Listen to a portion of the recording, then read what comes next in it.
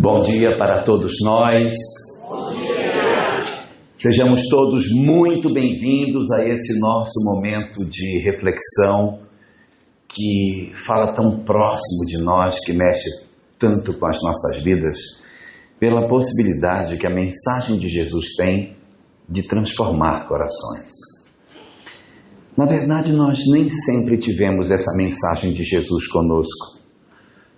Nem sempre Jesus esteve presente no pensamento humano, como nós hoje temos, e a gente até tem uma certa já intimidade com os seus conceitos, com as verdades que ele nos apresentou. Mas a humanidade nem sempre teve este recurso. Nós vivemos um longo período em que os conhecimentos que o Cristo trouxe ainda não faziam parte do nosso pensamento, Iracema. Nós vivíamos ainda dentro de uma outra lei, a chamada Lei de Moisés. Na Lei de Moisés as coisas eram muito diferentes. As pessoas tinham a crença de que quando Deus cuidava de nós, Ele nos oferecia uma condição diferenciada entre as pessoas. Como se nós, quando fôssemos ser convocados por Deus para que a gente pudesse atuar na nossa sociedade, Deus... Eu sempre acho que vai quebrar. A gente sempre acha assim que Deus, na verdade, naquela época, iria nos oferecer condições espirituais diferenciadas. E havia 4 características que estavam sendo sempre apontadas entre os judeus como sendo um sinal de que Deus estava conosco. A primeira das características que nós tínhamos é que Deus, se está comigo, eu tenho que ser rico. Porque é lógico, se Deus é o dono de tudo e eu estou com Ele, eu não posso ser pobre. Então, as pessoas... A luz está pegando em você. Ah, tá. Tá bom agora? Não sei. Então, as pessoas achavam que elas precisavam ter dinheiro para mostrar que Deus estava com elas. Uma pessoa pobre, se é pobre é porque Deus não está muito interessado nesta pessoa. Então, ser rico era, naquela época, um sinal de proteção divina. Um segundo sinal de proteção divina é que não bastava ser rico, porque não está com nada você ser rico e ficar rico o resto da vida sem nada de muito especial na sua vida. No conceito do judaísmo daquele período, nós não somente deveríamos ser ricos, como deveríamos ser prósperos, ou seja, cada vez mais rico, porque se Deus está comigo, eu teria que ser rico e depois mais rico e mais rico e mais rico. Era um pensamento muito comum, então por isso que as pessoas olhavam com estranheza para os pobres, para os que não tinham conseguido sucesso material. A terceira característica que a gente observa nesse período da nossa história é que você ser rico, ser próspero e morrer cedo também não vale a pena, né? Poxa, de que adianta eu ter todo o dinheiro e rapidinho morrer? Então você pode perceber que nos textos hebraicos havia uma intensidade muito grande do pensamento de que a pessoa, se seguisse a Deus, veria os filhos dos seus filhos, né, Jocely? Ia ver os filhos dos filhos dos filhos dos netos, porque a pessoa foi uma pessoa muito abençoada e acabou se tornando alguém longeva. E tinha uma quarta característica. Para quem se perdeu, eu já disse, tinha que ser rico, tinha que ser próspero, tinha que ter vida longa, mas vida longa, doente, também não serve para nada, né? Então a pessoa queria ter dinheiro e depois muito dinheiro, vida longa e saúde, porque era assim que se entendia que a vida deveria ser, que nós deveríamos reunir essas 4 características. E a sociedade judaica, ela vivia dentro desse conceito de que realmente É dentro desse perfil que nós conhecemos as pessoas que estão abençoadas, as pessoas que estão protegidas por Deus. Os antigos judeus, os rabinos, os doutores da lei, os grandes homens que o judaísmo formou nesse período, acreditavam que realmente era assim que nós nos notabilizaríamos como sendo pessoas protegidas pelo Senhor. E entre as várias personagens que nós temos desse período, existe uma em particular que todos nós conhecemos, um doutor da lei chamado Saulo, da cidade de Tarso, e por isso chamado Saulo de Tarso. Saulo era a maior promessa judaica do seu tempo, uma inteligência invulgar, uma capacidade extraordinária de oratória, de comunicação dos conceitos judaicos, uma proximidade muito grande com o Sinédrio, um excelente aluno do grande mestre Gamaliel. Mas era um homem muito aferrado à lei de Moisés. Acreditava muito de que esses conceitos que a lei de Moisés oferecia seriam, na verdade, o grande instrumento para a garantia da felicidade da criatura humana. E foi dentro desse conceito que Saulo se formou, que Saulo cresceu, que Saulo alcançou a idade adulta. E já com 30 anos de idade, Saulo de Tarso era reconhecido como o grande substituto de Gamaliel na cadeira que Gamaliel ocupava no Sinédrio. O Sinédrio era o conselho dos grandes mestres de Israel e o seu professor, chamado Gamaliel, tinha um assento no Sinédrio. E quando Gamaliel se aposentasse, Saulo o substituiria na cátedra devido à excelência das suas diversas competências no domínio da lei judaica. Era um homem muito bem sucedido, de corpo atlético, vencedor de várias etapas de possibilidades de demonstração da sua capacidade junto à sua comunidade, como sendo um homem belo, alto, forte. Tinha uma origem bastante promissora da cidade de Tarso. Seu pai era um homem de posses, então tudo concorria para que Saulo fosse realmente a grande representação dos conceitos judaicos. E assim a nossa humanidade vivia, assim a comunidade de Israel viveu, e ela iria atravessar os últimos 400 anos antes do nascimento de Jesus com uma característica muito interessante. Como todos nós sabemos, a história de Israel ela é repleta de um grupo de personagens muito importantes da história judaica, chamados de profetas. Israel teve 16 profetas no intervalo que separa Moisés até Jesus. E quando a gente pensa 16 profetas no intervalo de 1.300 anos, a gente faz uma conta ligeira, divide 1.300 por 16, dá menos de um século por profeta. Então nós já concluímos que, evidentemente, esses 1.300 anos esteve bem coberto pela presença dos profetas, uma vez que eram 16 para 1.300 anos. É errado. Não foi o que aconteceu. A bem da verdade, os profetas, eles não se apresentam na história de Israel durante os 1.300 anos. Eles se apresentam concentrados num período muito curto. O período que eles estão presentes na história de Israel é um período de apenas 500 anos. Eles vão aparecer numa faixa de tempo muito singular, porque são 1.300 anos. Os 400 primeiros anos não tem nenhum profeta. Os 400 últimos também não tem nenhum. Os 16 profetas se apertaram todos numa janela de 500 anos. Então foi um período muito rico de homens médiuns extraordinários que compareceram à história de Israel. Só que depois de Malaquias, nenhum profeta mais apareceu. O povo de Israel experimentaria, portanto, um silêncio de 400 anos, até que esse silêncio fosse quebrado com a presença de Jesus. Então, durante 400 anos, o povo viveu naquela secura, naquela necessidade de uma orientação espiritual sem ter.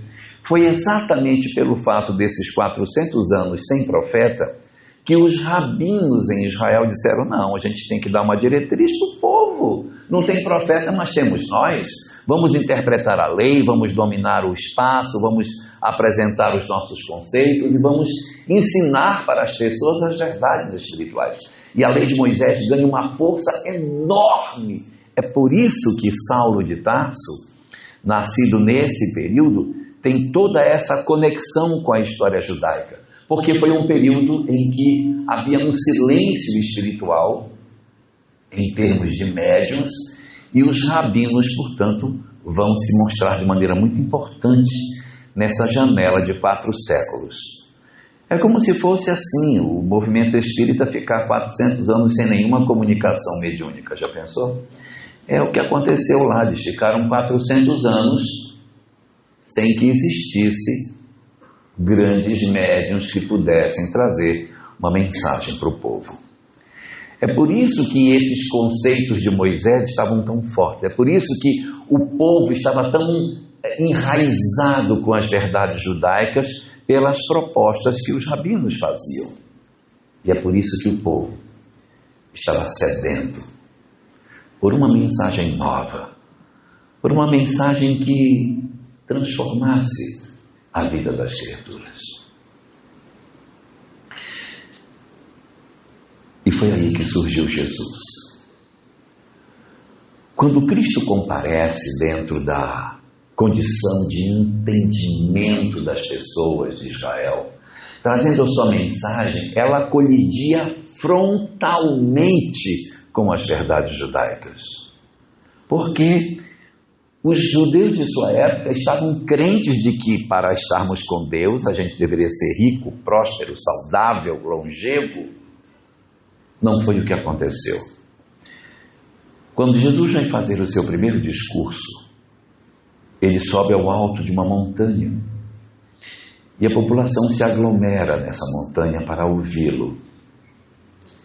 E ele então vai oferecer a sua mensagem para a população.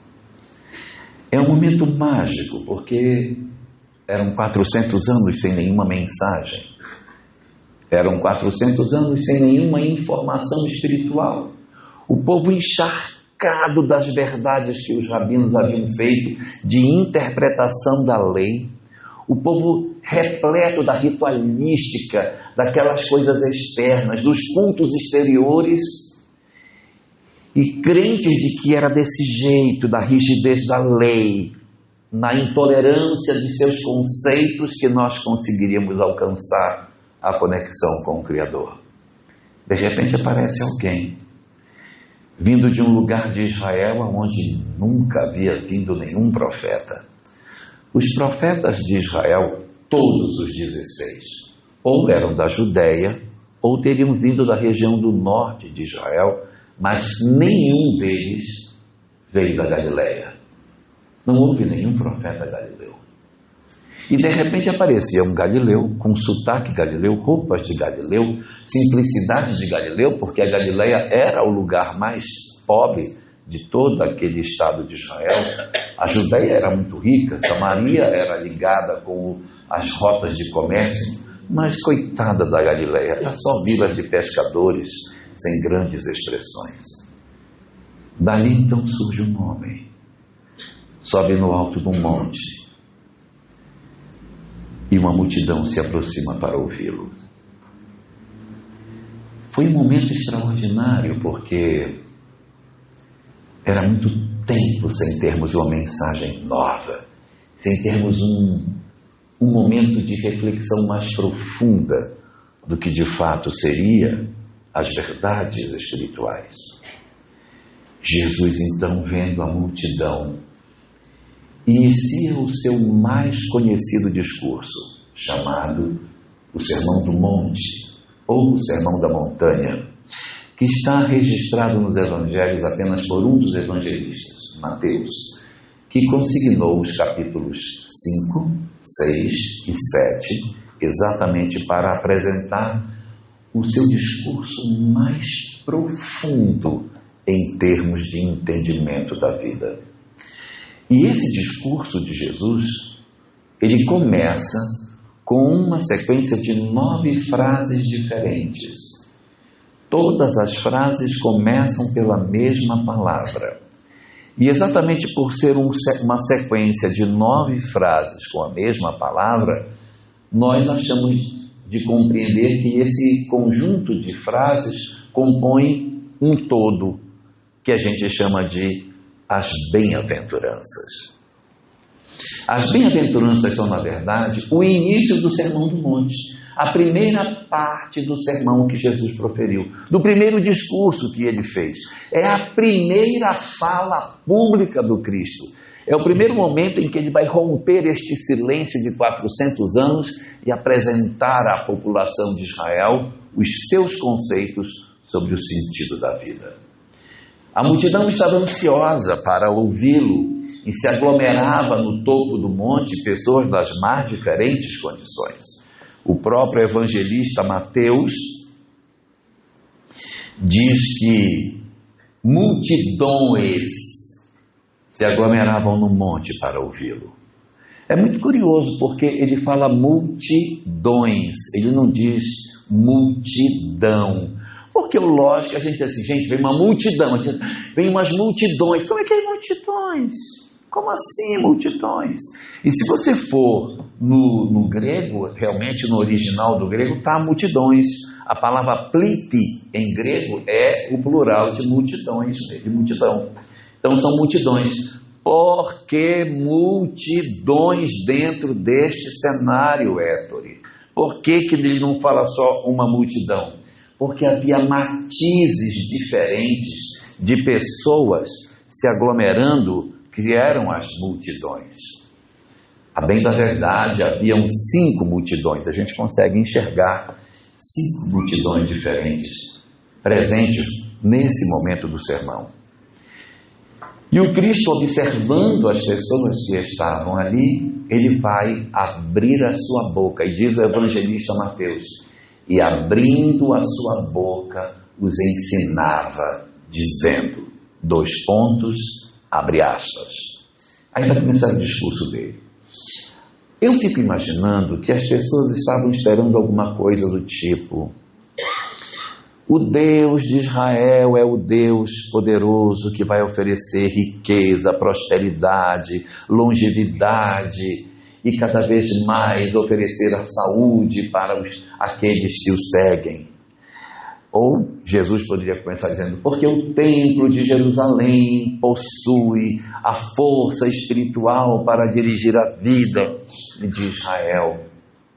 Ele poderia, sei lá, começar com tantas frases diferentes, mas ele inicia o seu sermão com uma frase que, sinceramente, é inimaginável que alguém pudesse usá-la para quebrar um silêncio de 400 anos, Adilson. Ele abre a sua boca e diz, bem-aventurados os pobres de espírito, porque deles é o reino dos céus. Eu fico imaginando o gosto de guarda-chuva velho que deve ter dado nos sacerdotes vendo aquela frase, porque é uma frase horrível, é uma frase inimaginável. Imagina, eu estou há 400 anos esperando por uma notícia espiritual e o cara vem e diz exatamente isso. Olha o que ele falou, bem-aventurados são os pobres de espírito. Além de ser pobre, ainda é pobre de espírito. Porque eu estou dizendo para todo mundo que tem que ser rico, que tem que ser próspero, que tem dinheiro, que tem que ter riqueza, que tem que ter saúde. E o cara vem e diz, não. Bem-aventurados são os pobres de espírito. Gente, isso é uma inversão de lógica total. Porque ele vai dizer que não são os poderosos são os pobres de espírito. E a gente fica se pensando, não, mas pobre de espírito é uma coisa muito ruim, porque quando a gente quer ofender uma pessoa, a gente diz assim, rapaz, isso não liga para ele não, isso é um pobre coitado, isso é um pobre de espírito, infeliz desse, não liga para ele não. Aí Jesus vem dizer que é o pobre de espírito, que é o pobre de espírito, que é o bem-aventurado. Aí é para acabar, né? Mas na verdade, o pobre de espírito que ele está colocando aqui é a capacidade de nós nos reconhecermos pobres de espíritos. Por quê? Se nós não nos reconhecermos como pobres de espírito, o que vai acontecer conosco? Nós achamos que somos ricos de espírito. Eu tenho muita virtude, eu sou virtuoso, eu sou uma pessoa que tenho muitas virtudes, eu consigo ter grandes capacidades espirituais. Esse coitadinho dele. Porque quando a gente acha que a gente está muito certo, é muito provável que a gente esteja errado, viu, Sérgio? Quem tem muita certeza sobre as suas certezas pode não estar certo das suas certezas, tá? A gente tem que sempre abrir um espaço para ouvir os outros. A gente não pode ser assim, daquele tipo que teima com GPS, sabe? Ah, eu estou certo, o GPS está errado. A gente tem que aprender a ser capaz de aceitar que as outras pessoas também possam ter razão. Quando eu começo a dizer assim, não, cala a boca que você não sabe de nada, eu que sei. Coitado deste. Coitados de nós quando estamos cobertos com a capa da soberba. Quando nós achamos que nós temos o direito de gritar com os outros, de ofender os outros, que nós somos melhores do que os outros, que a gente não erra. Coitado de nós. Porque aqueles de nós que nos vestimos com essa capa, de acharmos que nós somos o máximo, nós estamos a um passo da queda. Felizes são aqueles que sabem que erram. Felizes são os pobres de espírito. Por quê? Porque os pobres de espírito somos todos nós, quando dizemos assim, eu faço muita besteira mesmo, eu errei, eu vou me corrigir, eu vou mudar, eu erro mesmo, eu erro. Porque se eu achar que eu não erro, como que muda? Eu quero saber quem é que muda se tiver certo. Quem é que estando certo vai mudar? Eu só mudo se eu tiver a crença de que eu estou errado. Então é necessário que eu descubra que existe em mim coisas que ainda precisam ser melhoradas. Porque se eu não achar que existe nada em mim que precisa ser mudado, ai de mim, porque seria uma pessoa antipática, seria uma pessoa difícil de conviver, eu seria uma pessoa em casa complicada, porque tudo eu acho que eu sou o dono da razão. Eu estou sempre certo em tudo, parece marido. Então a gente tem que aprender a aceitar que a gente erra. Então disse Jesus, bem-aventurados os que sabem que têm imperfeição, bem-aventurados os que sabem que erram, bem-aventurados os que reconhecem que têm defeitos, porque só quem tem defeito pode mudar, quem não tem defeito não muda mais, já está certo? Então disse Jesus, bem-aventurados os pobres de espírito, porque deles é o reino dos céus. O ambiente da paz, que é o reino dos céus, esse lugar de pacificação interior, esse estado de espírito daqueles que fizeram o encontro consigo mesmo, só vai ser conseguido quem se transforma. Eu poderia até dizer que Jesus, se fosse falar hoje, ele diria assim, olha, se não houver transformação moral, vocês não vão alcançar a felicidade. A única forma de alcançar a felicidade é se transformando, é reconhecendo que você está errado para você mudar. Então, bem-aventurados os pobres de espírito, porque deles é o reino dos céus. O reino dos céus é a um só tempo uma região espiritual onde se reúnem as almas resolvidas e ao mesmo tempo um estado de espírito para quem está encarnado de paz interior por haver feito um encontro consigo mesmo. Essa é a proposta de Jesus. Deixe de achar que tem certeza em tudo. Pare de colocar-se como se você fosse o dono da razão. Aceite a sua pequenez. Diminua a crença de que você está sempre certo para que haja mais possibilidade de que você mude. E ao mudar, encontrar um estado de espírito muito melhor do que aquele que hoje nós vivemos. Essa é a primeira das bem-aventuranças. Saulo de Tarso, quando conheceu a mensagem de Jesus, odiou a mensagem. Porque a mensagem de Jesus era exatamente o oposto de tudo aquilo que ele pregava. Então, quando Saulo se depara com a mensagem do Cristo, ele começa um processo de perseguição. Por que Saulo persegue o cristianismo? Porque ele era rico de espírito. Porque ele achava que ele estava certo. Como ele estava certo, o outro só podia estar errado, né? Se eu estou certo, você pensa diferente de mim, então você só pode estar errado. Então ele inicia um processo de perseguição, o que é muito comum. Quando a gente acha que está muito correto, a gente persegue quem pensa diferente de nós. E Saulo persegue. Saulo persegue o cristianismo durante alguns anos. Mas ele tem um encontro com Jesus, narrado no livro de Atos dos Apóstolos, no seu capítulo 9, em que Saulo tem uma visão do Cristo, à entrada da cidade de Damasco. Isso é narrado no livro Atos dos Apóstolos, na Bíblia, capítulo 9, mas a gente pode encontrar com muito mais riqueza de detalhes na obra Paulo e Estevão, no capítulo 10 da primeira parte, aonde Saulo se defronta com o Cristo à entrada de Damasco. Saulo, Saulo, por que me persegues? Duro para ti é recalcitrar contra os aguilhões. Saulo, extasiado, então, imediatamente pergunta: o que tu queres que eu faça, Senhor? Quem és tu, Senhor? Eu sou Jesus, a quem tu tanto persegues. Saulo, então, decide transformar a sua vida.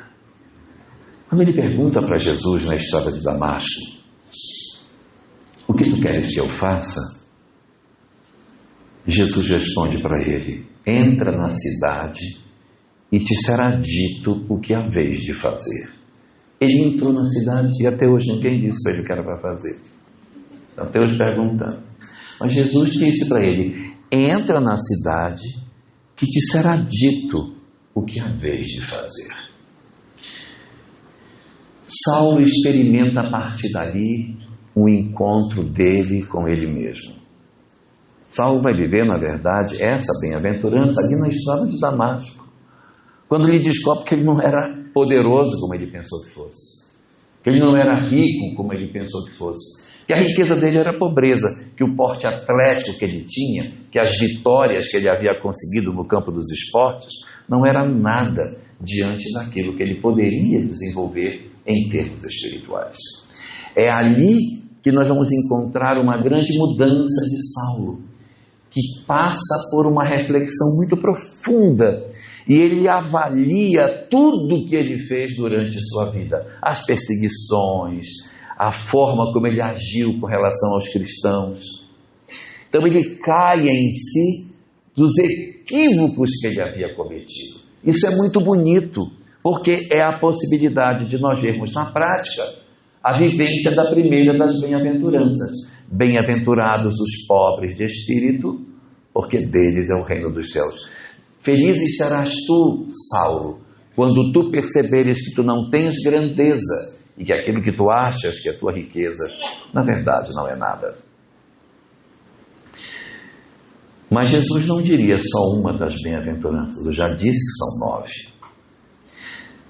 Na segunda das bem-aventuranças diz Jesus: bem-aventurados os que choram, porque serão consolados. E é tão confortador isso, né? A gente saber que hoje nós estamos chorando, mas haverá um consolo para nós, porque era uma sociedade muito oprimida, vivia um processo de exclusão social muito grande. Havia muitas pessoas sem nenhuma perspectiva de vida, escravos, pessoas que eram vendidas, a mãe para um lado, o filho para o outro, pais e filhos que não se encontravam mais, pessoas que eram torturadas até a morte e ficava por isso mesmo. Então havia sim uma sociedade extremamente cruel onde eles viviam. Havia muito choro nessa sociedade. E quando o Cristo diz, bem-aventurados os que choram, porque serão consolados, é um recado para todos nós que estamos atravessando as nossas dores, as nossas tristezas, as nossas angústias. E aí, Carmen, quando nós temos a possibilidade de vermos a presença de Deus nas nossas vidas, nós temos a possibilidade de entender que os sofrimentos, eles um dia irão terminar. As nossas vidas não são um rosário de dores eterno, é um processo de aprendizado para o nosso encontro com a felicidade. Mas por que essa bem-aventurança é a segunda? Por que não é a primeira? Porque se fosse Jesus, tinha começado por ela, né? Bem-aventurados os que choram serão consolados. Não. Ele começou, bem-aventurados os pobres de espírito. A segunda bem-aventurança é, bem-aventurados os que choram, porque serão consolados. Sabe por quê?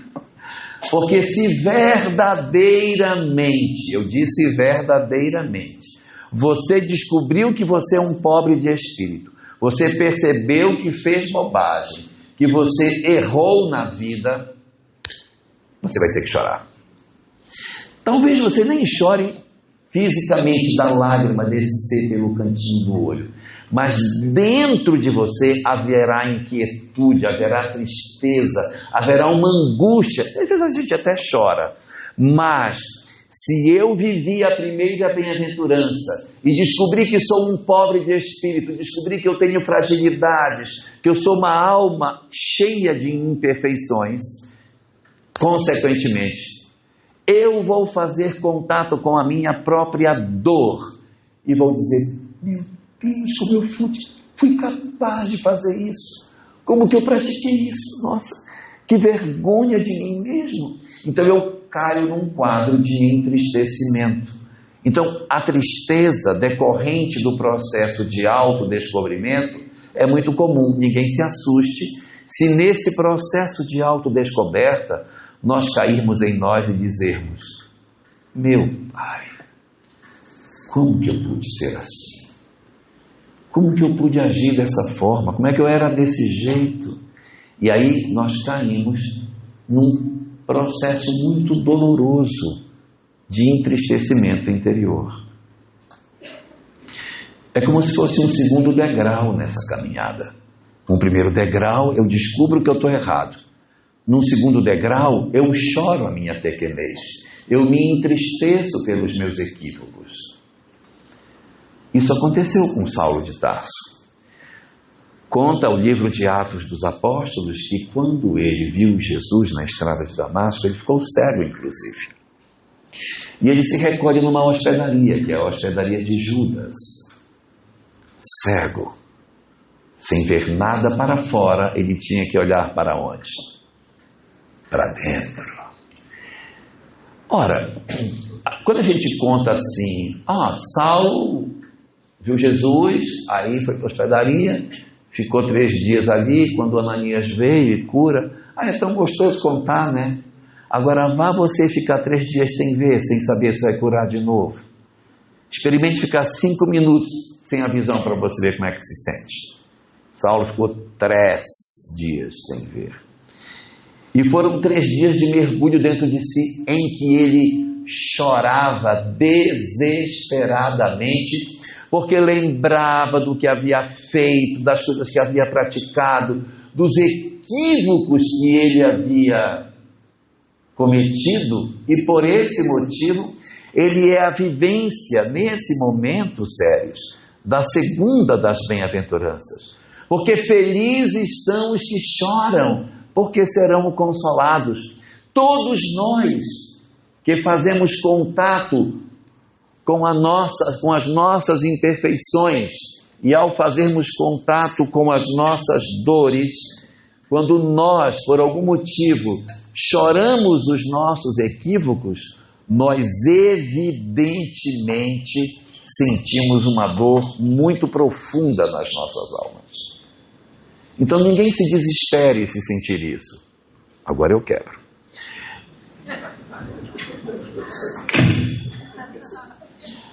Ninguém se desespere se por algum motivo chorar quando tiver a percepção do que praticou. Às vezes a gente tem um pai, tem uma mãe, a gente não tem paciência, sabe?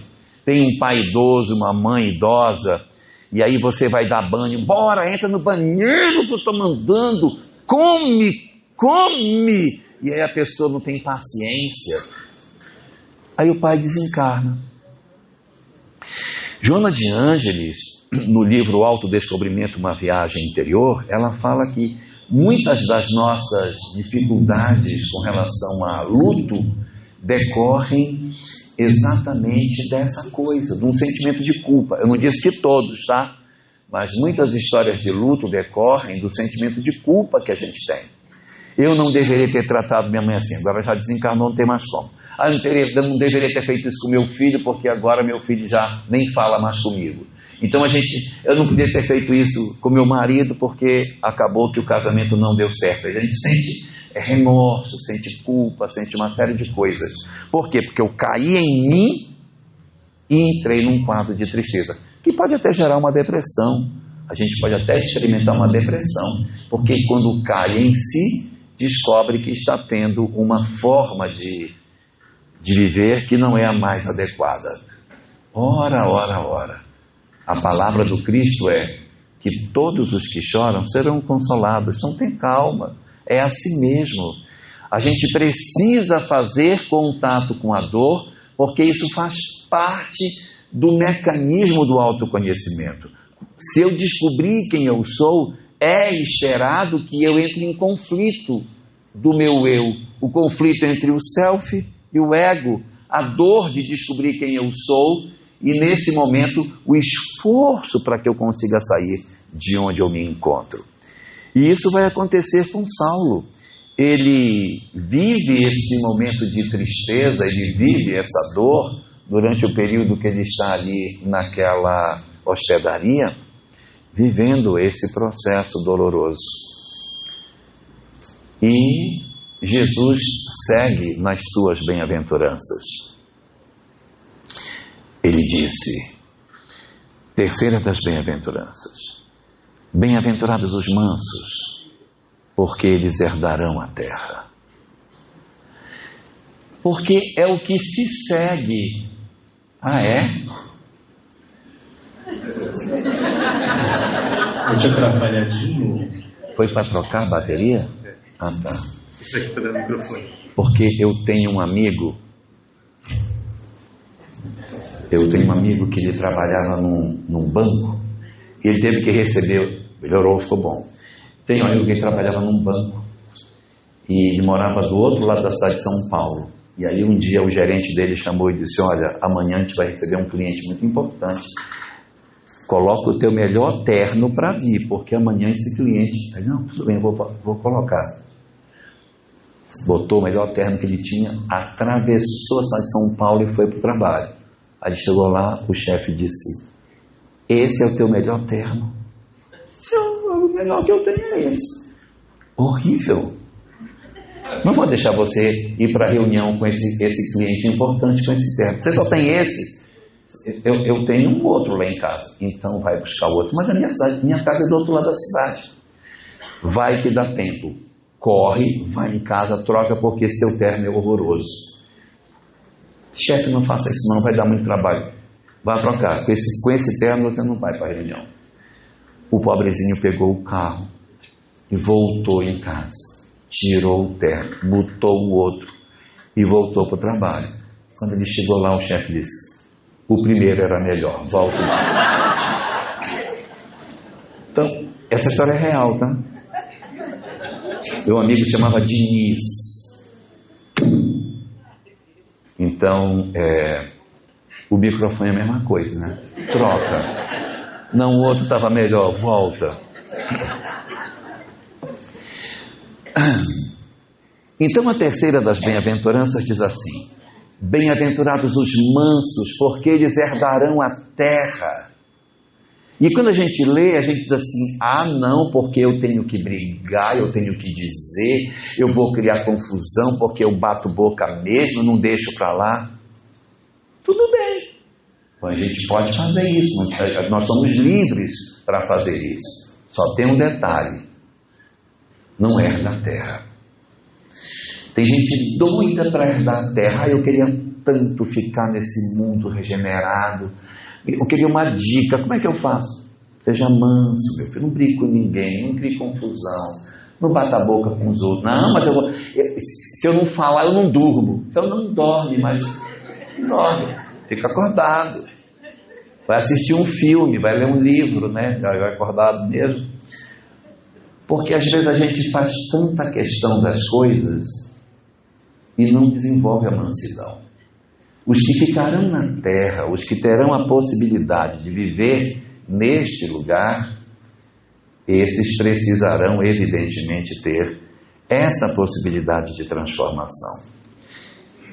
Então, se a gente está procurando isso, é bom desenvolver a mansuetude. O Evangelho segundo o Espiritismo tem até uma mensagem, a mansuetude. Vamos ler todo dia para descobrir como herdar a terra. Mansidão. Mas ela é a terceira bem-aventurança, e a terceira vem depois da segunda, né? Que vem depois da primeira. Então é um outro degrau, Adilson. Primeiro eu descubro que eu sou pequenino, e dói descobrir, dói saber que eu estou errado, dói saber que as minhas imperfeições são grandes. Quando eu descubro que eu sou assim, que eu faço contato com a minha pequenez, eu caio no quadro da segunda bem-aventurança. Eu vou chorar porque eu vou lembrar do que eu fiz, eu vou me lamentar. Mas isso tem que ter um fim também, tá, papai? A gente não pode viver a vida inteira se chicoteando porque cometeu um equívoco lá atrás. Eu tenho que promover o meu auto-perdão. Eu preciso parar de chorar. Às vezes você tem uma pessoa que na adolescência ou na sua história lá para trás cometeu um equívoco. Mas quem de nós não cometeu equívocos? Mas não é porque eu tropecei numa pedra lá atrás que eu vou perder o resto da minha existência chorando por aquilo que eu fiz, quando eu hoje não sou mais a mesma pessoa que errou lá atrás. Porque se eu fosse a mesma pessoa que errou lá atrás, eu estava justificando o que eu fiz de errado. Se eu não estou justificando o que eu fiz, é porque hoje eu penso diferente do que eu pensei. Então, se eu não sou mais a mesma pessoa, eu não posso carregar uma cruz de peso achando que eu sou a mesma criatura que cometeu o equívoco lá na minha juventude. É só você olhar. Hoje eu faria de novo? Não faria mais. Então você não é mais a mesma pessoa. E se você não é mais a mesma pessoa, a gente não tem que temer a lei de causa e efeito. Porque tem muitas pessoas que acham que a lei de causa e efeito existe para punir o outro. A lei de causa e efeito existe para educar. Então, se eu cometi um equívoco na minha existência, e ao longo da minha vida eu fui melhorando, e hoje eu estou num outro patamar bem mais elevado, quando a lei de causa e efeito chegar, ela vai me encontrar onde? Num ponto bem mais alto do que eu estava no ontem. Então eu vou me educar só no pedacinho que estiver faltando, só um pouquinho. Tudo que eu aprendo ajuda, porque a lei de causa e efeito ela vem para nos corrigir. Agora imagine uma pessoa que cometeu um equívoco na adolescência, e para justificar que ela estava certa, para não fazer contato com sua dor, ela afivela uma máscara no rosto, dizendo que ela está certa, ela não se modifica, ela não é pobre de espírito, ela é rica, diz, eu fiz mesmo e faço de novo, eu não me arrependo do que eu fiz, e ela passa a existência inteira do mesmo jeito, ainda aconselha os outros a fazer o que ela fez. Quando a lei de causa e efeito chegar, vai encontrar essa criaturinha onde? Num lugar muito parecido daquele onde ela estava. Aí, a lei tem que fazer muito mais esforço para levar a pessoa lá para cima. Então, precisa uma experiência muito mais complicada. Mas se eu fizer uma mudança nesta existência, por que temer a lei de causa e efeito que é construída pelo amor? E se Deus é amor, Ele não vai, evidentemente, nos oferecer lições dolorosas se eu já fiz uma caminhada de transformação. Pode ficar um pouco mais difícil para quem ainda insiste na condição de não ter subido nem o primeiro degrau das bem-aventuranças, nem sabe que é pobre de espírito, ainda está insistindo. Aí esse pode ser que experimente dores mais complicadas. Mas as bem-aventuranças, elas são uma sequência para a libertação da criatura humana. Reconheço que sou pobre de espírito, choro a minha pequenez e depois a mansidão interior, porque eu promovo meu auto-perdão. Eu realizo um encontro comigo mesmo. Eu me aquieto por dentro. Eu me pacifico no interior de mim mesmo. Eu me pacifico comigo mesmo. E quando eu me pacifico comigo mesmo, eu me torno herdeiro do mundo de regeneração. Porque é essa que é a caminhada que a gente tem que fazer. É essa a dinâmica da vida. Eu tenho que atravessar as minhas etapas evolutivas, fazendo um encontro comigo mesmo, realizando esse conhecimento de mim mesmo, reconhecendo a minha pequenez, chorando a minha dor e fazendo o autoencontro. Na terceira das bem-aventuranças, a plenitude da criatura diante de si mesma. Saulo de Tarso vai fazer isso. Porque quando ele descobre que ele cometeu aqueles equívocos todos, ele vai para o deserto de Palmira. Segundo a obra Paulo e Estevão, ele passa 3 anos no deserto. Aqueles 3 anos no deserto é o período da terceira bem-aventurança, porque ele já chorou a sua pequenez, agora ele vai se despir do doutor da lei. Agora ele vai tirar aquela capa que ele tinha, ele vai se encontrar consigo mesmo. E o livro narra, o livro Paulo e Estevão, que depois de muito tempo convivendo com 2 companheiros do deserto que estavam com ele, que eram os outros tecelões, os outros tecelões que estavam com ele, que ela se chamava Prisca, inclusive, a moça que estava com ele nessa jornada, ele vai dizer para o casal, que havia sido perseguido pelo Saulo de Tarso, ele diz: eu sou o Saulo de Tarso. É um momento lindo na obra em que Saulo se assume para as suas vítimas. Eu sou o antigo perseguidor, agora renovado. E eles o perdoam. É uma cena espetacular que acontece ali e traz para nós assim uma dinâmica maravilhosa. Mas não são só 3 bem-aventuranças não, tá? Tem mais. E o sujeito já fez esse encontro consigo mesmo. Já fez a sua caminhada. Porque as 3 bem-aventuranças, elas estão agrupadas em pacotes de 3. As 3 primeiras sou eu comigo mesmo. Não sei se vocês perceberam, tudo sou eu comigo mesmo. Sou eu reconhecendo minha pequenez.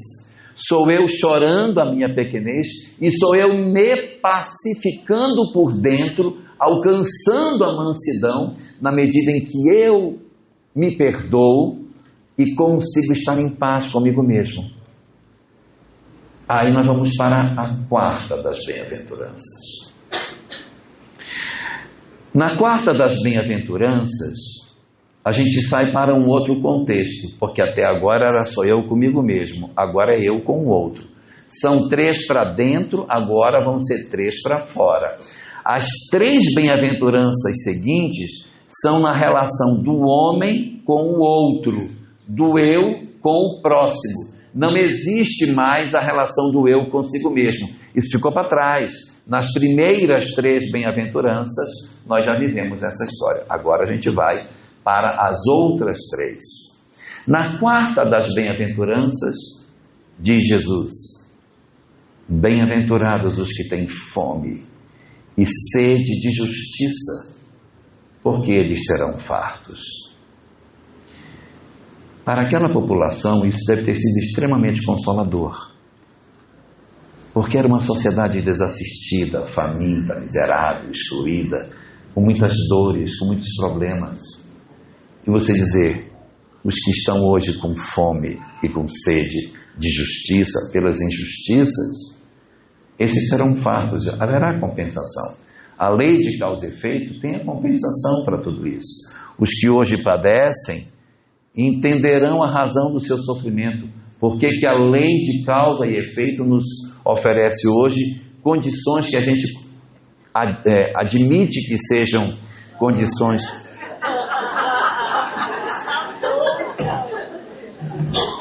Esse é o outro terno.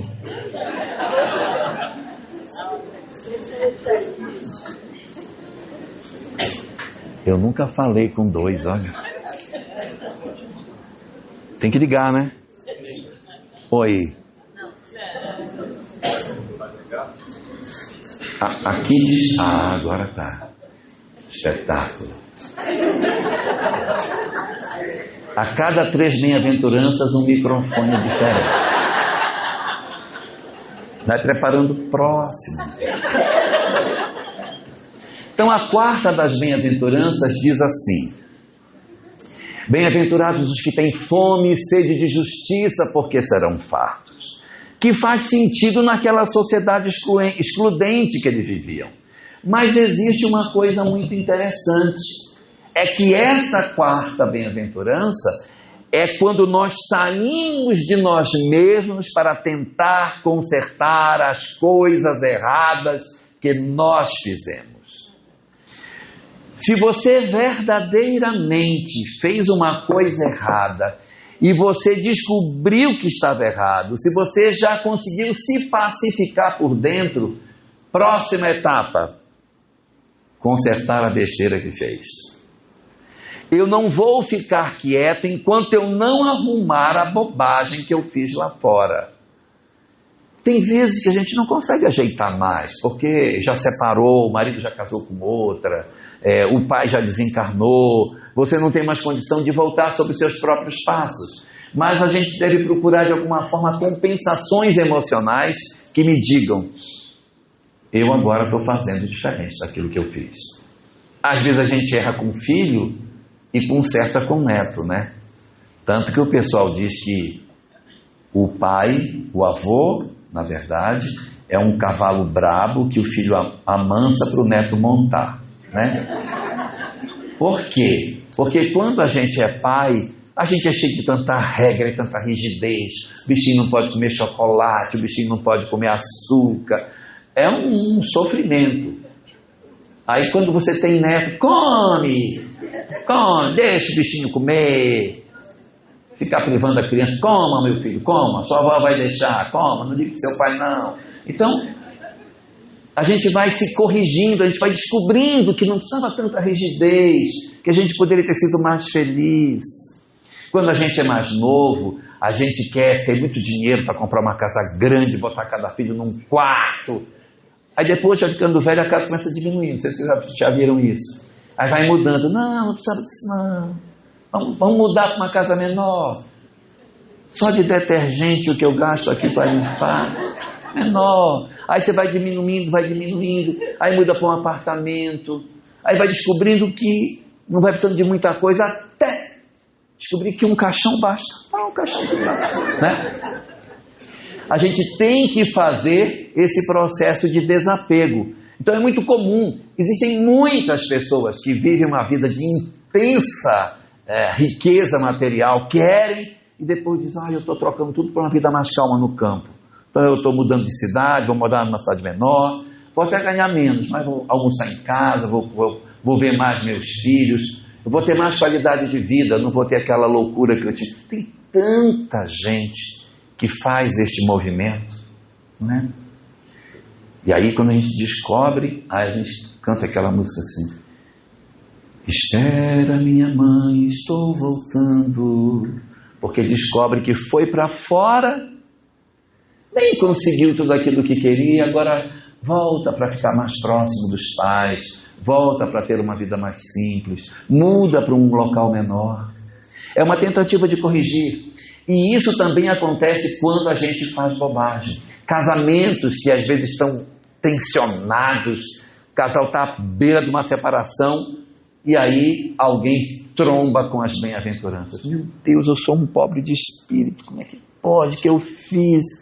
E vai ao encontro do outro, reconcilia, o casamento restaura, as pessoas se reencontram e vivem um término de história matrimonial feliz, dentro das nossas perspectivas terrenas, mas a gente passa a entender e aceitar o outro do jeito que o outro é.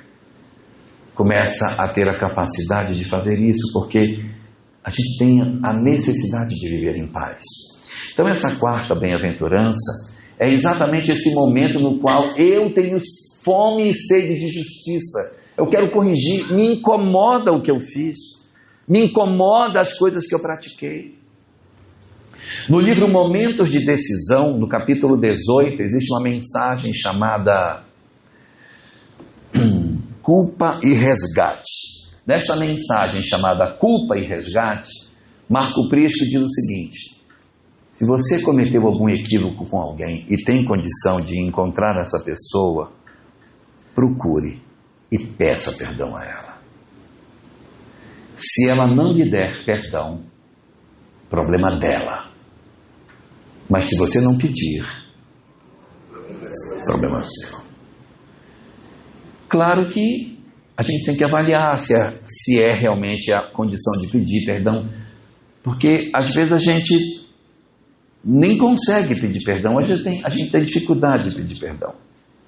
E eu vou dar uma dica para as mulheres aqui. Homem dificilmente pede perdão. Ele faz as coisas erradas, ele não consegue dizer assim: meu bem, desculpa, eu me excedi, eu fiz besteira. Geralmente, os homens não conseguem dizer isso. Então, vou deixar a dica de como é que o homem pede perdão, para vocês saberem. Aconteceu alguma coisa, deu errado lá, brigaram, se desentenderam, e ele quer pedir perdão. Aí ele vem todo assim, sem jeito, e diz: eu vou no mercado, você quer que eu compre alguma coisa?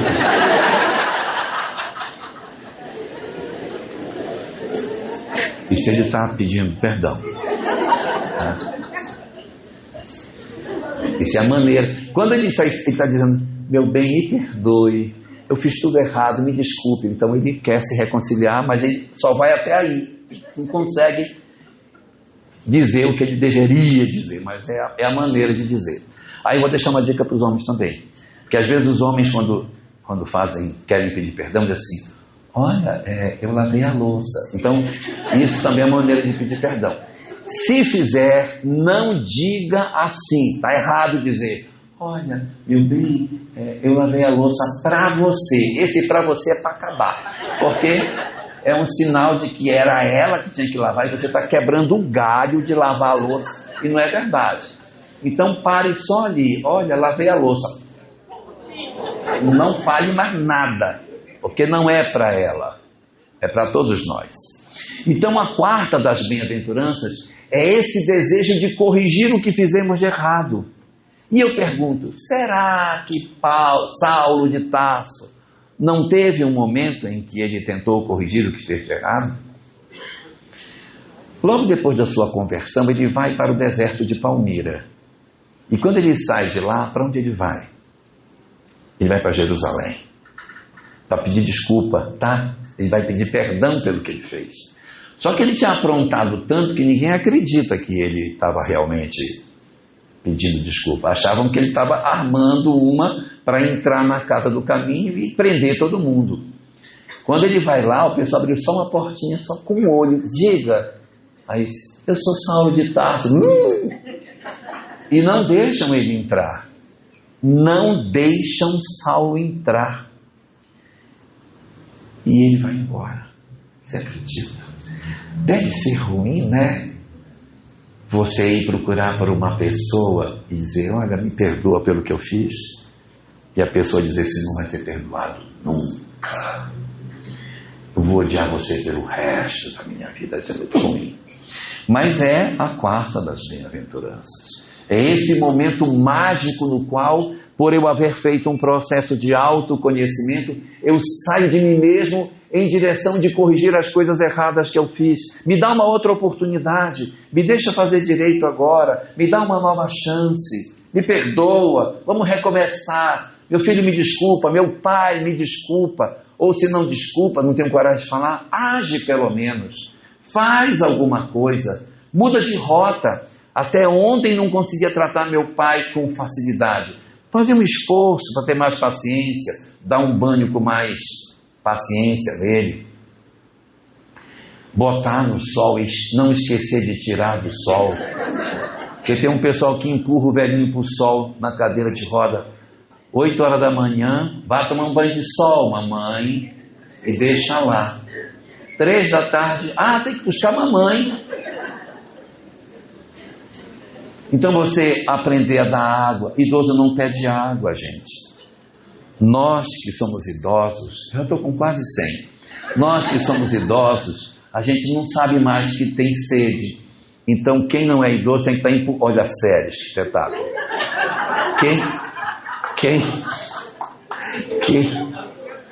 Quem é idoso, isso é assim mesmo, você tem que beber mesmo sem querer. Você tem que beber, por quê? Porque o corpo perde a capacidade de saber que está desidratado. Olha, a gente tem que voltar, sério, não vai me deixar sozinho. Não desencarne agora. Vai passar, minha filha. Então, a gente precisa descobrir que fez as coisas e corrigir. Às vezes a gente consegue até pedir desculpa, mas às vezes não consegue pedir, então muda de atitude. Seja um pouquinho mais amoroso, um pouquinho mais afetuoso, que é isso que faz a gente crescer. O crescimento espiritual das nossas vidas está verdadeiramente quando nós temos a possibilidade de fazer mudanças nas nossas histórias de vida. Séries, me dá essa bolsa aí, por favor, que está aí no teu pé. Essa é a quarta das bem-aventuranças. Mas temos também a quinta. Espera aí, Sérgio.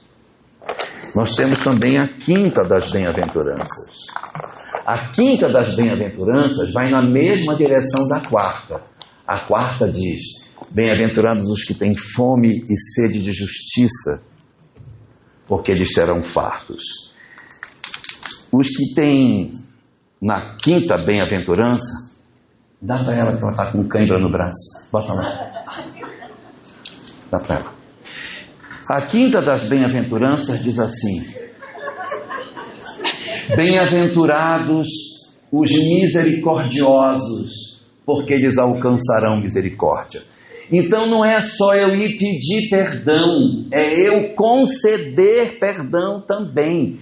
Então veja, quarta bem-aventurança, sou eu pedindo perdão pelo que eu fiz. Quinta bem-aventurança, é eu dando perdão para aqueles que possam ter me ofendido. Eu não conseguirei fazer um processo de mudança interior se eu não conseguir perdoar as pessoas que fazem parte da minha vida. Ninguém encontrará paz de espírito se não conseguir tirar a mágoa e o ódio do seu coração. É impossível alcançarmos a felicidade se nós não pacificarmos as nossas almas em relação àquilo que nos aconteceu. É imperioso, isso não é uma proposta simplesmente, não, isso é uma necessidade terapêutica. O espírito não se resolve enquanto ele não conseguiu exercer o perdão dentro de si. E tem muitas pessoas que, por desconhecerem as leis espirituais, dizem assim: mas eu não sou nem besta de perdoar também, não é? Ele fez tanta coisa para mim. Aí começa a enumerar tudo que o outro fez, aí diz: aí tem graça, agora eu vou e perdoo, está perdoado. E aí ele vai embora, e aí pronto, aí eu sofri tudo e ainda vou perdoar? Não perdoo de jeito nenhum. Pois é, tá certo, não é perdoar, muito bem. Só que segundo a doutrina espírita, a lei espiritual não funciona dessa forma. Não é desse jeito que a lei funciona. André Luiz, no livro Ação e Reação, diz o seguinte: ninguém deve para ninguém. Se devemos, é para a lei e para nós mesmos. Então, quando A machuca B, não cria um vínculo entre as duas criaturas. Eu vou repetir, porque o movimento espírita adora dizer que cria. Ah, fulano machucou Beltrano, já criou vínculo entre eles. Não criou. A machucar B não cria vínculo entre as almas. O que cria vínculo é A machuca B e B ficou com mágoa ou com ódio de A. Aí sim, fechou o circuito. Mas se A machuca B e B não fica com ódio nem mágoa de A, não existe vínculo. Ué, mas se não existe vínculo, como é que o cara que fez o errado vai se justificar? Como é que ele vai melhorar? Com outra pessoa que não sou eu. Quando nós cometemos um erro, o erro, eu não estou em Minas, mas vamos dizer que eu estivesse em Minas, o erro está em mim. O erro está em mim. Quando eu faço uma coisa errada, está em mim. Não está na minha relação com o outro, está no meu eu que está o problema. Então, se eu tenho alguém que eu machuquei e essa pessoa me odeia de volta, juntam-se os dois como se fosse um imã e eles ficam vinculados um com o outro. Se um machuca o outro, mas esse não tem ódio nem mágoa, ele não vincula, ele não gruda nessa pessoa. Este que não tem ódio ou mágoa, ele está livre para seguir outro caminho. E aquele que é o agressor vai precisar de alguém, não faço ideia de quem, para se resolver espiritualmente. Eu confundi vocês com o que eu falei? Ficou claro? Exemplo. Jesus foi traído por Judas, foi muito maltratado por Herodes, sofreu injustiças na mão de Pilatos, foi torturado pelos seus crucificadores, sofreu uma série de coisas, sofreu na cruz. É um elenco de dores muito grande, um monte de gente fez maldade com ele. Como é que se resolveu isso? Jesus reencarnou junto com eles para se resolver e tal, na mesma família. Como é que resolveu? Jesus perdoou esse pessoal, foi isso? Ah, nem se ofendeu. Não, então pronto. Então não grudou. Porque tem que ter aquele velcro, tem que ter um lado assim agressivo e o outro que se agarra, tem que agir para juntar. Se o lado não for assim, não gruda. Então, como Jesus não se ofendeu, ou nós mesmo nos ofendendo perdoamos, a gente se desvincula da pessoa. E a criaturinha que fez o mal vai encontrar outra pessoa, não sei quem. Ou seja, Judas, Jesus perdoou a todos, mas Judas teve que se resolver. Pilatos teve que se resolver. Herodes teve que se resolver. Não é assim que funciona? Não é isso? Então por que não fazemos assim também? Né? Por que a gente também não faz? Por que a gente não diz: eu não quero nascer perto dele na próxima, eu vou perdoar? Quero não. Porque se eu tiver raiva, eu vou nascer grudado nele numa outra existência. Vou ser gêmeo siamês com essa pessoa, né, Sérgio? Vai nascer grudado com as pessoas. Quando a gente tem muita raiva, nós temos a possibilidade de nascer com um irmão, um pai, uma mãe, que é um desafeto. Eu não quero dizer que toda a família tem que ter obrigatoriamente um laço de desafeto. Mas se você cultiva muitas inimizades, a chance de você ter muito desafeto é grande. Vai nascer numa família grande e cheia de desafetos. Então somos nós que fazemos a nossa história. Então o Cristo dizia: bem-aventurados os misericordiosos, porque eles alcançarão misericórdia. É isso mesmo. Nós precisamos aprender a perdoar os outros, porque na medida em que nós perdoamos as pessoas, nós nos libertamos da necessidade de histórias infelizes. Está na nossa mão. Sou eu o artífice da minha vida. O que é que eu quero para mim? uma família complicada na próxima existência. Eu briguei com um primo, com um irmão, com um vizinho, com um chefe, com todo mundo. A família vai ser numerosa na próxima para poder dar conta de todo mundo. Então solta as pessoas, cara. Solta o outro, deixa ele em paz e vá ser feliz. Não fique se grudando com pessoas que você sabe que são problemáticas. O cara é problemático, lava o coração. Faça um raciocínio diferente. Não gostaria de encontrar com essa pessoa. Vou orar por ela, vou perdoar, porque eu não quero ter vínculo com ela. Experimente orar para uma pessoa que faz mal para você ver como é ruim. Senhor, te peço que tu protejas. Não muito, só um pouco. É ruim? É ruim orar. Porque você ora e o coração vai fechando. Que ele esteja bem. Só um pouquinho. Mas é um exercício que a gente faz. Livro Evangelho segundo o Espiritismo, capítulo 28, item, acho que é 42 ou 46, não for um é o outro, que é a oração feita pelos nossos inimigos. Tem uma olhada lá que tem um roteiro bacana que Kardec coloca. Esta é a quinta das bem-aventuranças. Meu tempo já acabou, foi não sei quando, mas eu estou preocupado mais com ele não. Já passei. Sétima das bem-aventuranças. Sexta. Sexta das bem-aventuranças. A quarta foi bem-aventurados os que têm fome e sede de justiça, que é eu pedir perdão. A quinta, bem-aventurados os misericordiosos, porque alcançarão misericórdia. E a sexta é um novo nível de quietude interior. Lembram que na terceira eu fiz as pazes comigo mesmo? Lembram que na terceira eu fiz um auto-encontro e encontrei uma plenitude interior, eu comigo mesmo? Agora na sexta é uma outra plenitude. Só que não é mais a plenitude minha comigo mesmo. É minha com o outro. Porque se eu pedir perdão e eu conceder perdão, eu tiro um peso das minhas costas enorme. A gente respira até melhor quando perdoa. Então, a gente vai ver essa bem-aventurança apresentando isso para nós, que é o sentimento que nos vem quando nós perdoamos. Paulo de Tarso passou por isso também. Porque quando ele vai pedir abrigo na casa e eles não dão, ele vai embora para a mansão já, para a pensão onde ele fica, e eles mandam uma pessoa para ir ao encontro dele, que vai conversar com ele. Ele diz, não, mas eu não entendo. Eu fui muito perseguidor, eles estão certos, eles têm razão de não me aceitar.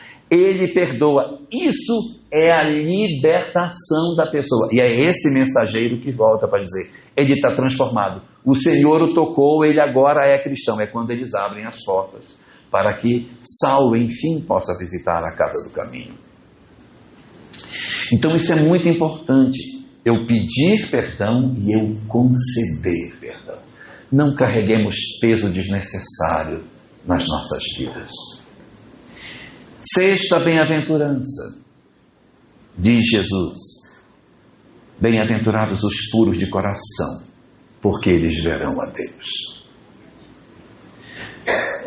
O que seria isso? Os puros de coração somos todos nós quando nos libertamos das mazelas humanas, quando nós rompemos com essa mesquinhez da vida. E nós, quando fazemos isso, passamos a ver a beleza da presença de Deus em todas as coisas. Existem pessoas que a gente vê, que você diz assim, olha essa flor, olha que linda essa flor, ridícula. Olha que céu horroroso, vai chover.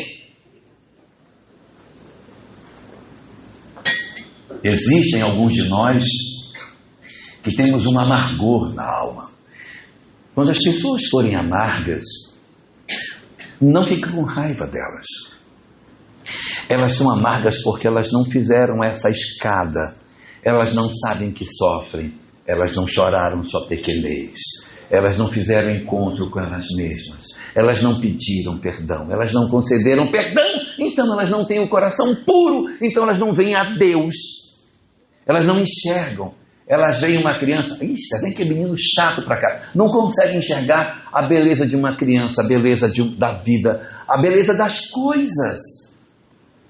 Quanto mais beleza você tiver, quanto mais sua alma se enternecer com a vida, mais puro de coração você é, mais plenitude espiritual você tem.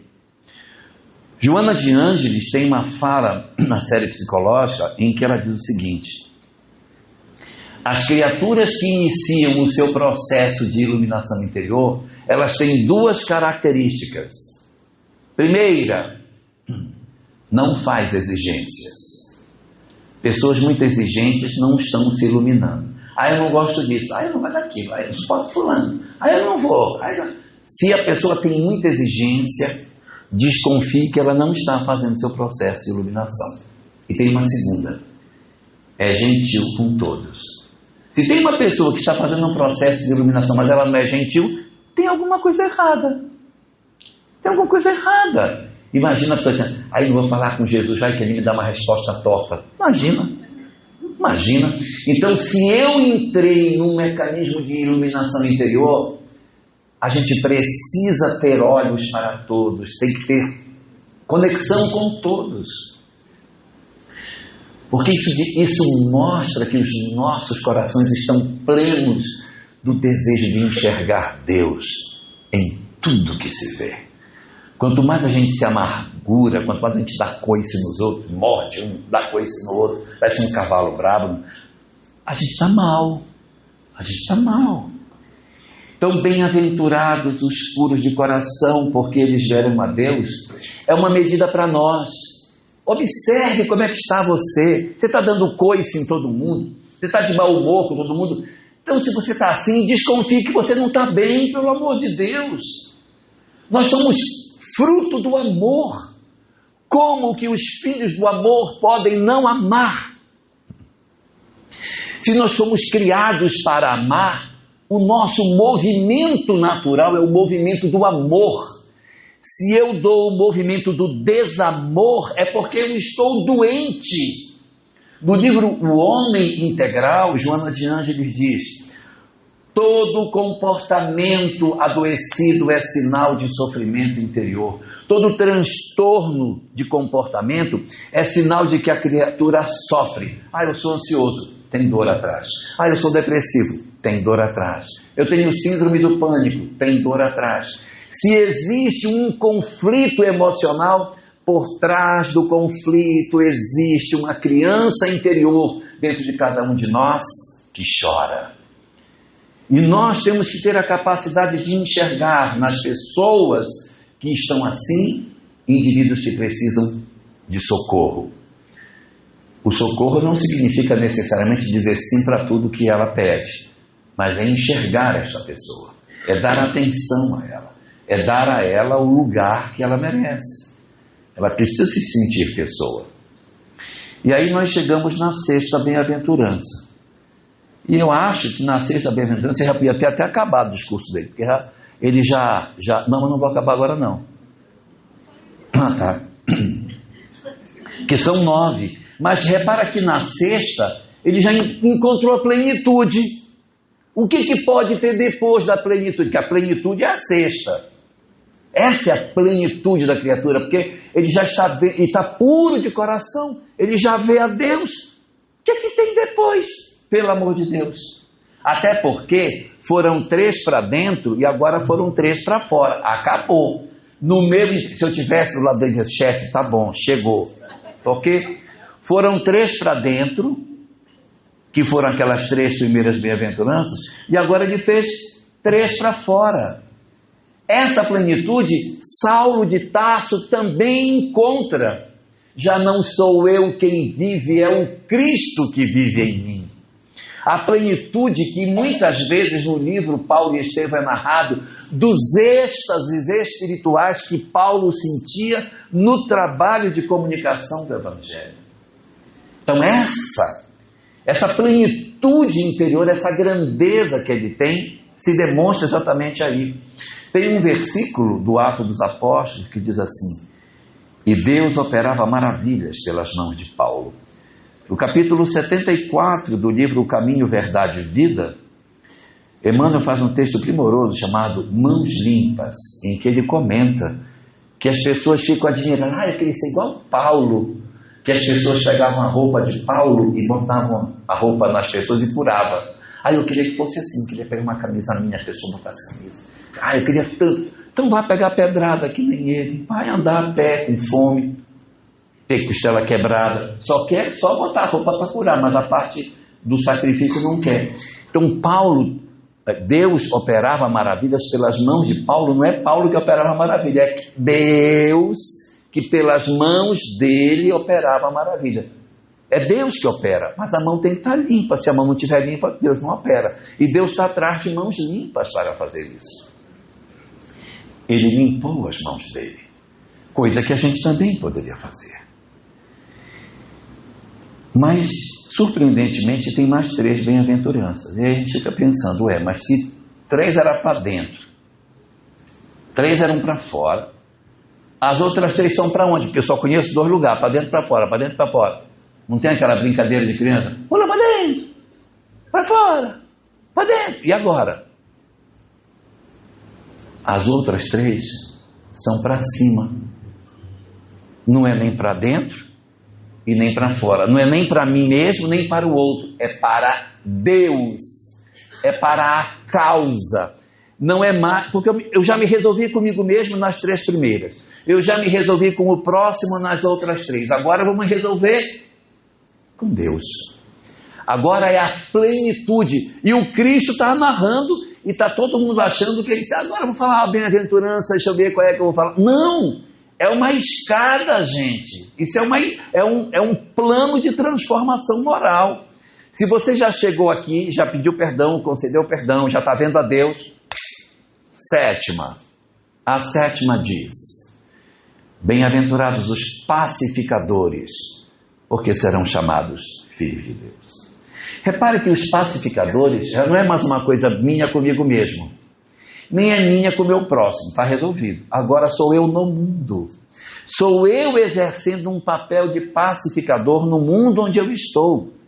É eu levar a paz onde quer que eu esteja.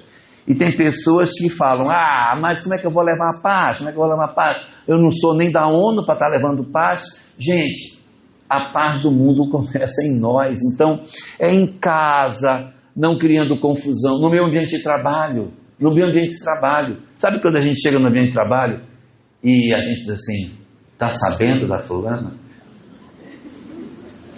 Isso não é um pacificador.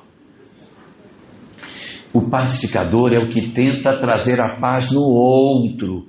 Então você é um servidor público, exerça a sua atividade com clareza, faça o seu serviço com vontade, dedique-se ao trabalho que você tem, chegue no horário, cumpra a sua tarefa, saia quando você tiver cumprido as suas atividades, dedique-se, honre a oportunidade que a sociedade lhe deu. Você é um médico, não trate seus pacientes com impaciência, porque ele já é paciente exatamente porque ele tem que ter paciência com o médico. Então trate com carinho. Você é uma professora, cuide das pessoas com mais carinho. Em qualquer atividade que você for exercer, coloque gentileza no que você faz. Não espalhe desamor, espalhe amor por onde você for. Não é mais a minha relação com o outro, sou eu com o mundo, é o meu compromisso com a causa, com a vida. Esse é o propósito da 7ª bem-aventurança. E Paulo de Tarso, Ceres, quantas vezes exerceu o papel de pacificador? Quantas vezes havia conflitos que ele pacificou? Suas cartas, na verdade, são tratados de pacificação, de confusões que existiam, que ele ia para tentar tirar os momentos de tensão que aconteciam dentro da história do cristianismo nascente. Suas renúncias para que a causa prosperasse, os diálogos com Tiago, para que a gente conseguisse sair daquela condição de que o cristão tinha que se circuncidar, os esforços de Saulo em levar a mensagem para os pagãos, o quanto de pacificação ele experimentou durante esse período da sua vida. Então a 7ª bem-aventurança é a chamada de todos nós para que nós sejamos pacificadores do nosso lar, do nosso bairro, do nosso ambiente de trabalho, da nossa casa espírita, da nossa sociedade, do mundo como um todo. Rede social, não fique publicando coisa de pessoas que você nem conhece.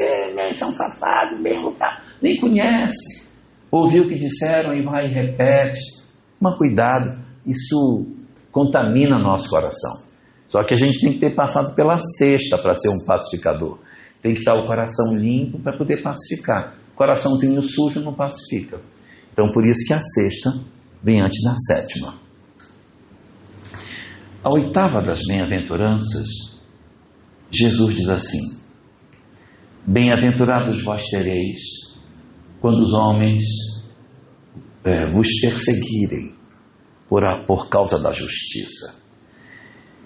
Essa 8ª bem-aventurança é uma convocação para que nós percebamos que quando a gente vai agir na sociedade por amor à justiça, as pessoas vão nos perseguir.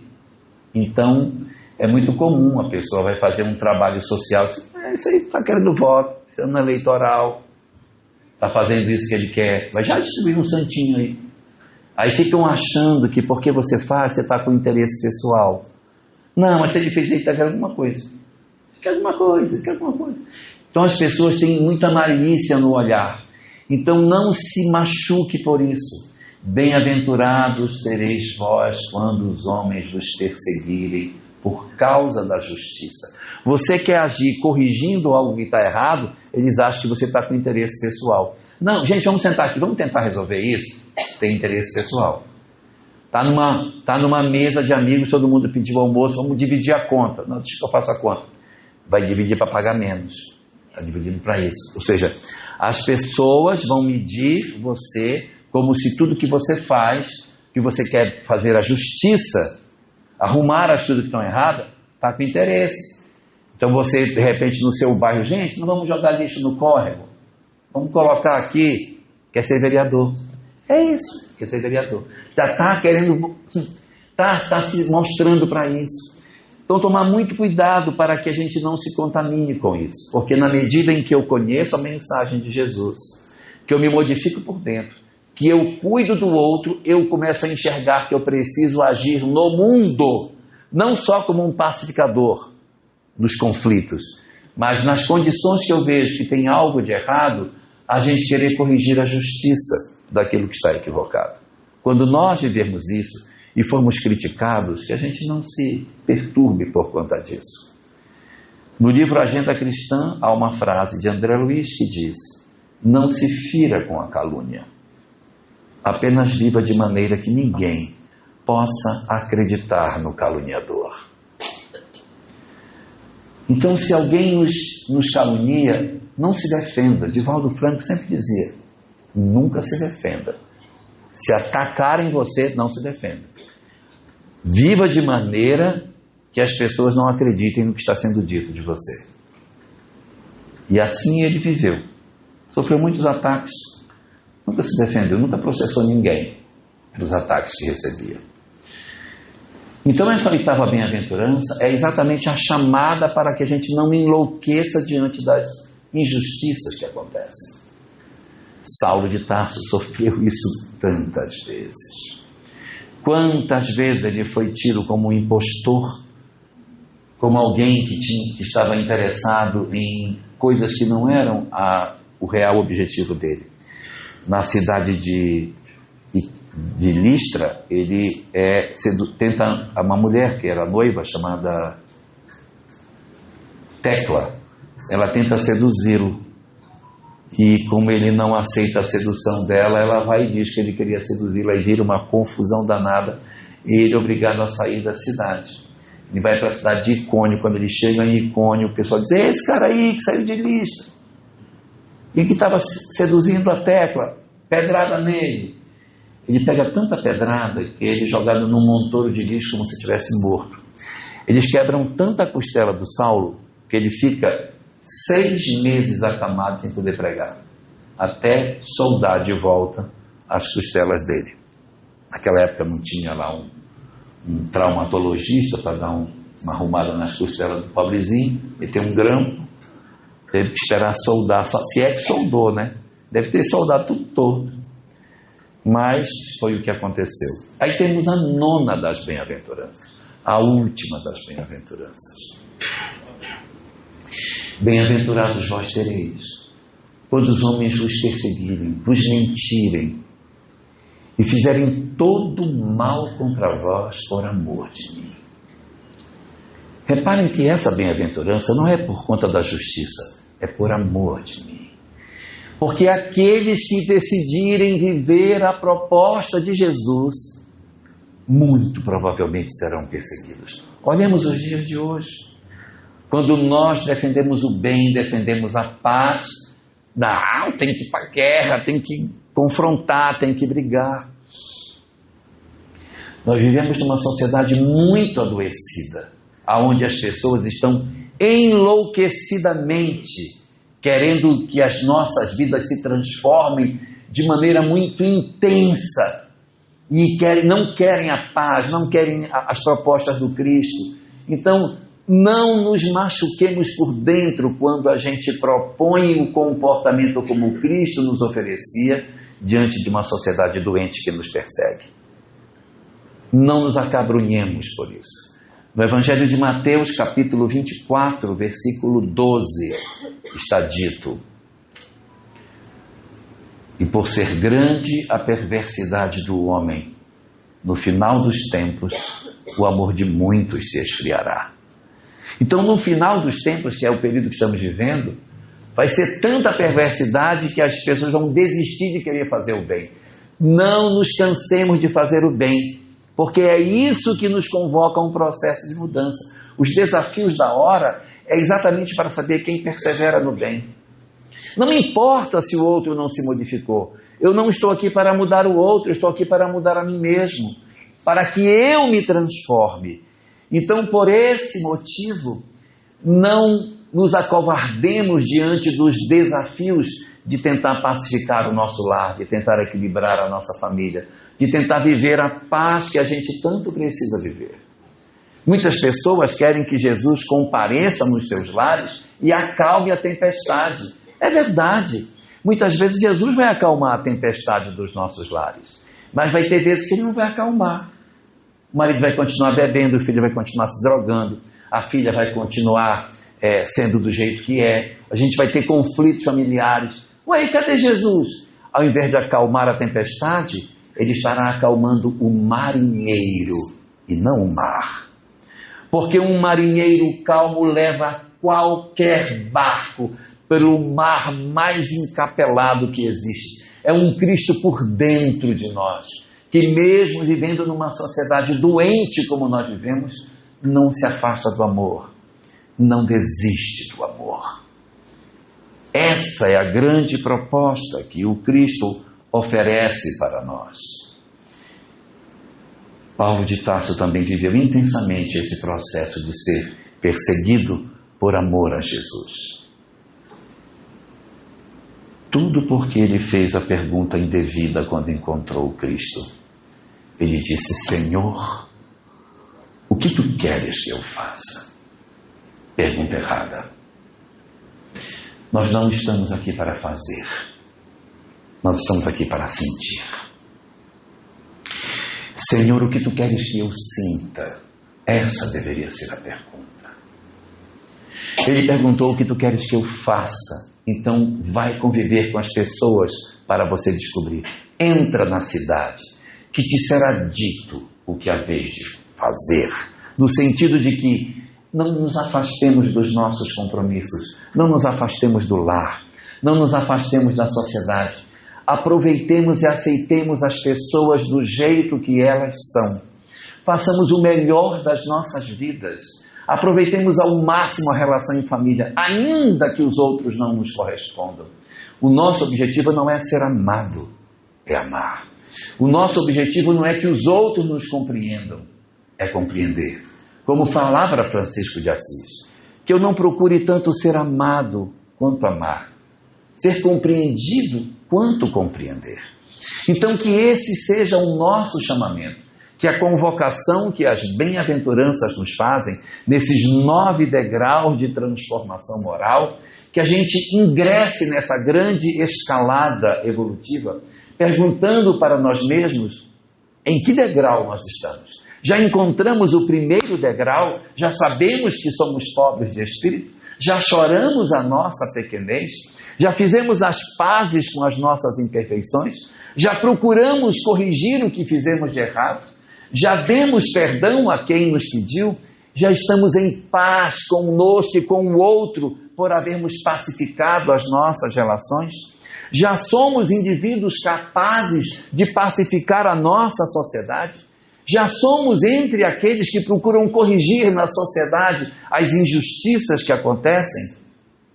Ou estamos nós, plenos do amor do Cristo, vivendo num mundo que não nos compreende, mas sem desistir do amor que o Cristo nos propõe para viver? Que a gente pense nisso e cada dia que nascer, a gente reflita em que degrau eu estou na grande caminhada para o encontro meu com o reino de Deus. Que o Senhor abençoe a todos nós. Muito obrigado.